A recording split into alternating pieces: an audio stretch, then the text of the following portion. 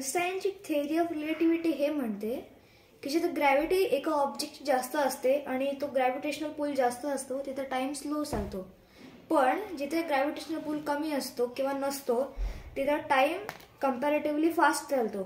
ह्याचं कारण हे असतं की एक ऑब्जेक्ट जेव्हा स्पेसमध्ये असतं, फॉर एक्झाम्पल अ स्फिअर, तर तो स्पेसमध्ये एक इमॅजिनरी कार्पेट असतं जे की स्पेसला इमॅजिन करण्यामध्ये आपल्याला मदत करतं.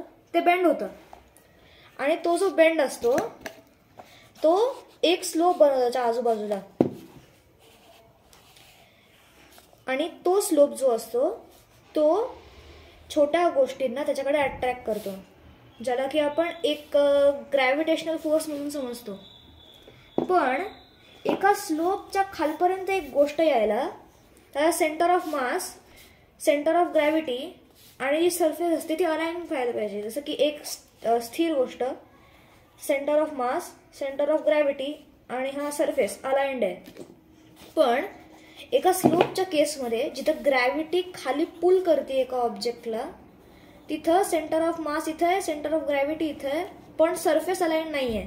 कारण की सेंटर ऑफ ग्रॅव्हिटी ही थोडीशी पुढे असते कारण की हा स्लोप आहे.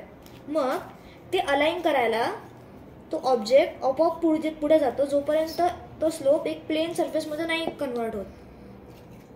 तर आपण बघतो की स्पेसमध्ये अदर दॅन दॅट ऑब्जेक्ट कोणती ग्रॅव्हिटी किंवा ग्रॅव्हिटेशनल फोर्स नसतो. मग कोणती गोष्ट त्या छोट्या ऑब्जेक्टला याला centre of mass, centre of gravity आणि सरफेस अलाइन करायला प्रवृत्त करते, ज्याने की तो खाली जातो, म्हणजे त्या ऑब्जेक्टकडे अट्रॅक्ट होतो. बस हाच माझा प्रश्न आहे.